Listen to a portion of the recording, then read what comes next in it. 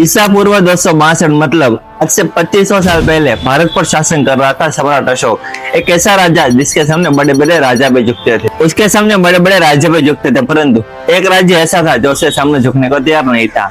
उसका नाम था कलिंग। कलिंग मतलब आज का ओडिशा।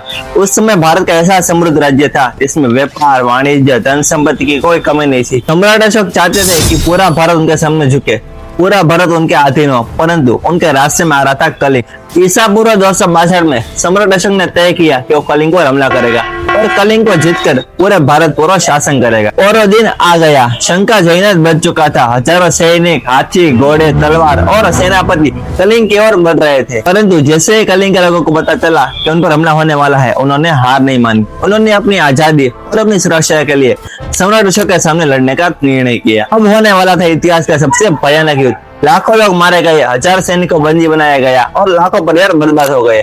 और युद्ध की ये भूमि खून से लाल हो चुकी थी। किसी ने अपना पिता खोया, किसी ने अपना पुत्र, किसी ने अपनी माँ, किसी ने भी किसी व्यक्ति ने अपना कुछ न कुछ तो खोया ही था। और आखिर इस युद्ध को सम्राट अशोक जीत गया था। परंतु जब सम्राट अशोक युद्ध का परिश्रम करने निकला, तभी उसने देखा कि उसकी वजह से कई परिवार बर्बाद हो चुके हैं, उसकी वजह से कई लोगों की मौत हो चुकी है और पूरी युद्ध भूमि खून से लाल हो चुकी है। और छोटे बच्चों की मौत देखकर उसका हृदय अंदर से कांप उठा था। चारों ओर खून ही खून देखकर उसको ऐसा लगा, अगर दूसरों की हार में अगर मेरी जीत है तो मुझे ऐसी जीत नहीं चाहिए। उसने हिंसा करना छोड़ दिया था, उसने अहिंसा का मार्ग अपनाया था और उसी वक्त उसका हृदय परिवर्तन हो चुका था।